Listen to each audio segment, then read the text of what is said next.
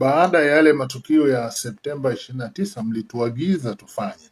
Kwa hiyo tumeisimamisha kamati hii kwa niaba yenu, na ina wajumbe mbali na wale niliowahi kuwataja, wako wengine wengi tu kutoka mikoa mbalimbali ambao kwa pamoja leo tarehe 19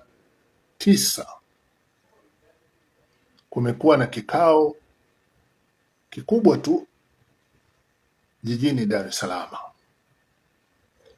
na kamati ile imeshirikisha hao wajumbe niliosema. Wengine walikuwepo wenyewe physically na wengine walishiriki kwa njia ya mitandao, na walitoa maoni mbalimbali, maoni ambayo ni msimamo wa hii kamati, na msimamo wa kamati ndio msimamo wa Watanzania walio wengi. Sasa hivi wameiagiza kamati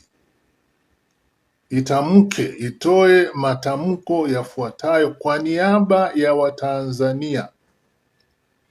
Na ninaposema hivi wengine wanaweza sielewe, lakini nchi nzima Watanzania wana msimamo huu ambao kamati imeagizwa itoe hilo tamko, na tamko hilo liende kufanyiwa kazi mara moja.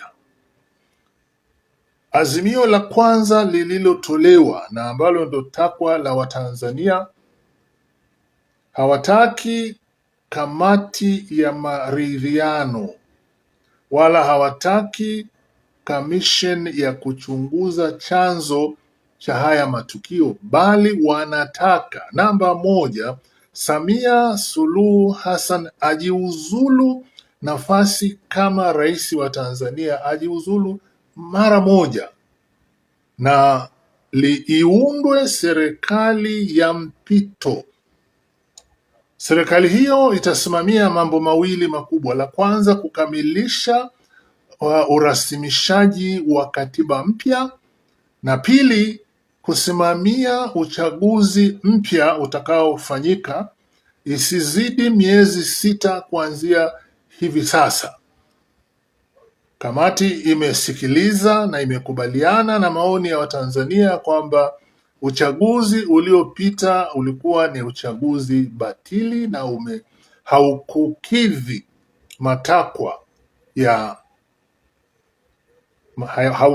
matakwa ya uchaguzi ulio huru na wa haki. Samia Suluhu Hassan anatakiwa kujiuzulu mara moja kwa sababu zifuatazo. Ya kwanza, ameshindwa kusimamia shughuli za serikali kwa mujibu wa katiba ya Tanzania. Amekuwa ni rais aliyesimamia mauaji ya maelfu ya Watanzania, na katiba inamtaka rais ahakikishe usalama wa raia na mali zao. Hilo ameshindwa kulifanya na limemdisqualify.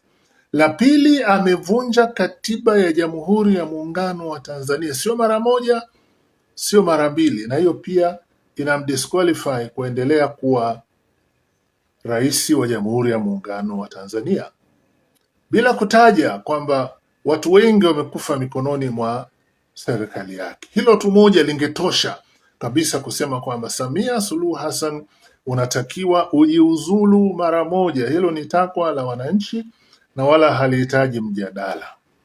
Mapendekezo ya Watanzania, iundwe serikali ya mpito ambayo itaongozwa. Kiongozi wa serikali ya mpito atakuwa ni mwanajeshi.